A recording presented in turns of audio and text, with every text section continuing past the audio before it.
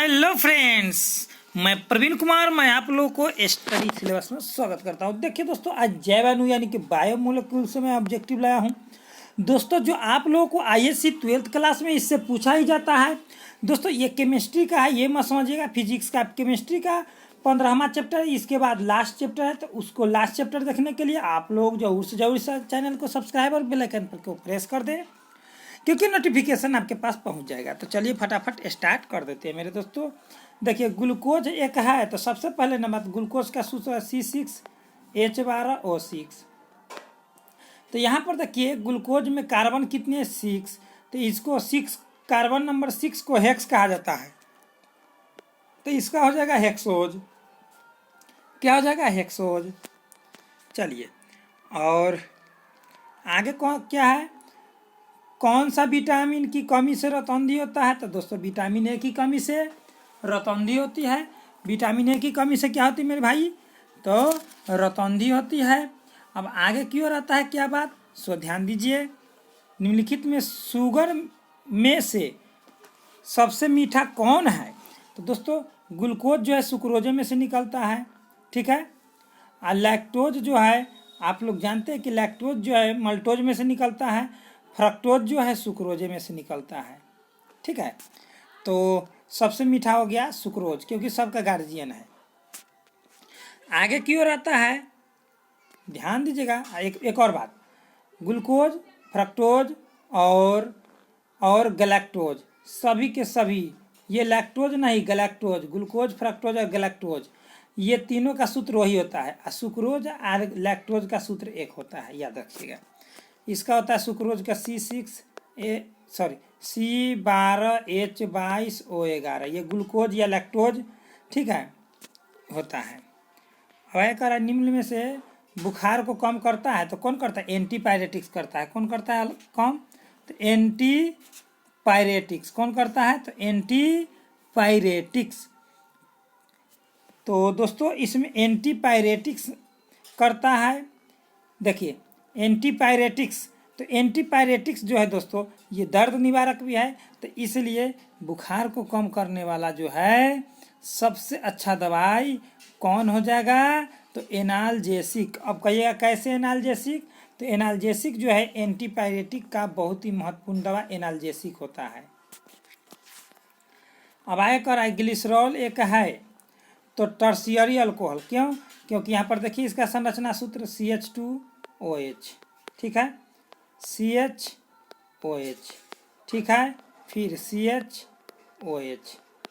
यहाँ पर अल्कोहल का ग्रुप हो गया 3 गो, टर्शियरी अल्कोहल होता है, ठीक है। ग्लिसरॉल का सूत्र में बना। ग्लूकोज में कायरल कार्बन की संख्या कितना होता है? तो मेरे भाई, मेरे सुंदर, ग्लूकोज में कायरल की संख्या होता है, ग्लूकोज में कायरल कार्बनों की संख्या होता है दोस्तों। तो ध्यान दीजिएगा, 1 2 3 4। तो 1 2 3 4 5 6। तो 1 2 3 4 5, यानी कि कायरल कार्बनों की संख्या कितना हो जाएगा ग्लूकोज में? तो याद रखिएगा मेरे भाई, आप लोग को हो जाएगा 4। कितना हो जाएगा? 4। फलों की शर्करा क्या कहलाती है? तो फ्रक्टोज। आगे कह रहा है, निम्न से कार्बोहाइड्रेट, कौन सा कार्बोहाइड्रेट पॉलीसैकेराइड श्रेणी से का सदस्य है? तो पॉलीसैकेराइड यानी कि 2 से 10 अणु। तो दोस्तों, 2 से 10 अणु। तो दोस्तों, इसका हो जाएगा आप लोगों को सुक्रोज। क्या हो जाएगा? सुक्रोज हो जाएगा। क्या हो जाएगा मेरे भाई? तो सुक्रोज हो जाएगा, ठीक है। अब आगे आता है आप लोगों को पॉलीसैकेराइड। देखिए, एक होता है मोनोसैकेराइड, ठीक है। सॉरी, माफ़ कीजिएगा, 1 मिनट। सुक्रोज तो हो जाता है दोस्तों आप लोगों को डाइसैकेराइड हो जाता है, ठीक है। ग्लूकोज होता है मोनोसैकेराइड, और मैनोज भी मोनोसैकेराइड। स्टार्च हो जाएगा आप लोगों को पॉलीसैकेराइड, ठीक है। 2 से, यानी कि 2 से 10 होता है, उसको हम लोग कहते हैं, क्या कहते हैं? तो याद रखिएगा, 1 से 2 रहे तो मोनोसैकेराइड, और 2 से 10 रहे तो ओलिगोसैकेराइड, और पॉलीसैकेराइड मतलब 10 से अधिक। अब सुक्रोज उदाहरण है, तो क्या है? तो डाइसैकेराइड का है, ठीक है। तो इसमें से क्या हो जाएगा? ये वाला हो जाएगा। हाई दे दिया यहाँ पर डाई देना था तो हाई लिखा गया है। आगे करें, विटामिन की खोज किसने किया है? तो फंक ने किया है। सी का मुख्य स्रोत क्या था? नींबू और संतरा। DNA की खोज किसने किया? तो वाटसन एवं क्रिक ने। डीएनए की खोज किसने किया? तो वाटसन एवं क्रिक ने। ठीक है, अब आगे बढ़ते हैं 14 नंबर में। तो दोस्तों सबसे पहले नंबर बात मैं बता देता हूँ आप लोगों को कि 14 नंबर में हीमोप्रोटीन है। तो हीमोप्रोटीन कहता है मिलता है किस में? तो हीमोप्रोटीन मतलब रक्त में। कहाँ? तो रक्त में। तो दोस्तों आप लोग पूरा जुड़े रहे और पूरा देख करके ही जाए। ठीक है, चलिए आगे की ओर बढ़ जाते हैं। अब आगे कह रहा है कि एमिनो एसिड की श्रेणी का सबसे छोटा एवं प्रथम सदस्य का उदाहरण है। तो दोस्तों इसका उदाहरण कौन है? तो दोस्तों ग्लाइसिन है। क्या है? ग्लाइसिन।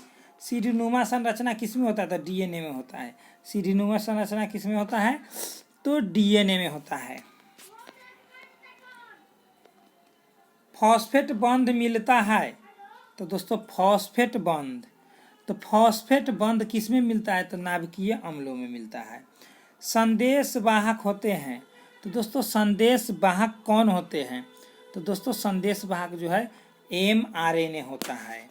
आगे की ओर है एंजाइमों की क्रिया के लिए उपयुक्त तापमान क्या है? तो एंजाइमों की क्रिया के लिए उपयुक्त तापमान दोस्तों 20 डिग्री सेल्सियस से 45 डिग्री सेल्सियस होता है। आगे है एस्टर है। तो एस्टर क्या है? तो दोस्तों एस्टर के बारे में अगर आप लोगों से पूछ दिया जाए तो मोम मारिएगा। एस्टर एक मोम है। आगे कहता है कि वसा के साथ आंत में अवशोषित होने वाली विटामिन कौन सा है? वसा के साथ आंत में अवशोषित होने वाली विटामिन कौन है? तो दोस्तों वसा के साथ जो है आंत में अवशोषित होने वाली विटामिन हो गया एडी। क्या हो गया? एडी। उदासीन एमिनो अम्ल का उदाहरण कौन है? तो उदासीन एमिनो अम्ल का उदाहरण है दोस्तों ग्लाइसिन। क्या है? ग्लाइसिन। आगे कह रहा है क्षारीय एमिनो अम्ल का उदाहरण कौन है? तो दोस्तों क्षारीय एमिनो अम्ल का उदाहरण हो जाएगा आप लोगों को क्या हो जाएगा? हिस्टेडीन। हिस्टेडीन। प्रोटीन के विघटन का अंतिम उत्पाद क्या होता है? तो दोस्तों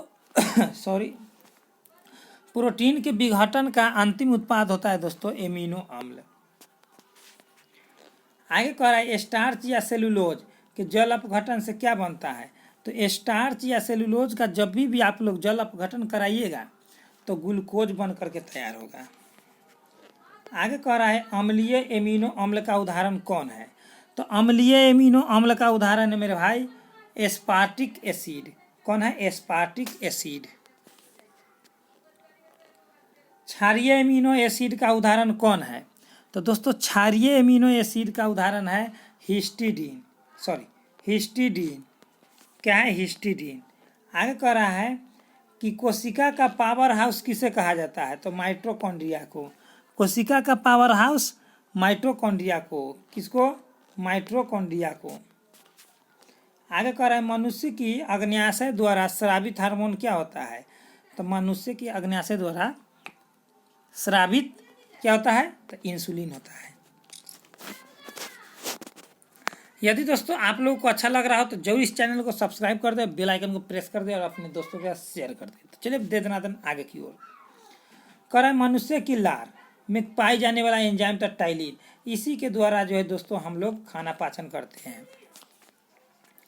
कह रहा है कि रक्त का लाल रंग निम्न में से किसके कारण होता है? तो हीमोग्लोबिन के कारण होता है। रक्त का पीएच मान क्या है या कितना होता है?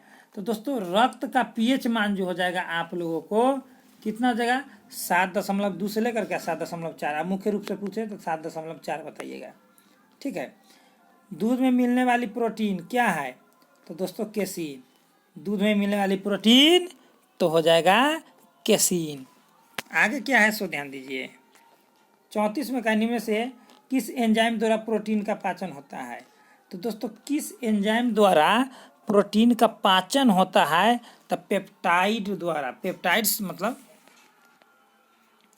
अब आगे कर रहा है 35 में निम्नलिखित में से किस श्रेणी के उपापचयन में सर्वाधिक ऊर्जा मुक्त होती है? तो किसकी? तो उपापचयन में मतलब सर्वाधिक ऊर्जा मुक्त होती है तो दोस्तों हो जाएगा लिपिड। रक्त का तरल अवयव प्लाज्मा का कुल प्रतिशत कितना होता है? तो रक्त का तरल अवयव प्लाज्मा का कुल प्रतिशत जो है दोस्तों हो जाता है आप लोगों को कितना, 55%। आगे कह रहा है कार्बोहाइड्रेट्स का परीक्षण किया जाता है किस विधि से या किसके द्वारा, किस परीक्षण द्वारा। तो दोस्तों इसका आंसर जो हो जाएगा आप लोग को हो जाएगा पॉलिश परीक्षण द्वारा। आगे कह रहा है 3 विभिन्न एमिनो अम्लों द्वारा उत्पन्न पेप्टाइड की संरचना है कितना होता है, 3 विभिन्न एमिनो अम्ल के। तो दोस्तों इसका आंसर जो हो जाएगा 6। ठीक है, आगे की ओर एमिनो अम्लों में क्रियात्मक समूह होता है तो ए एवं बी दोनों, COOH इसको हम लोग एमिनो अम्ल इसको कह सकते हैं, एसिटामाइड सॉरी एमिनो अम्ल में दोनों रहता है।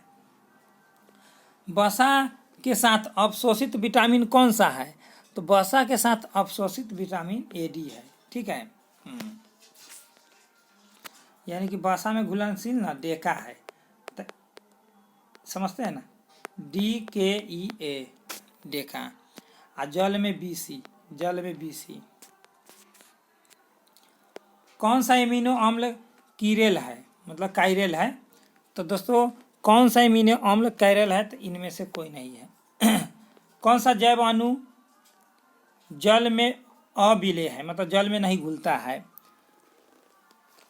Alpha creatine.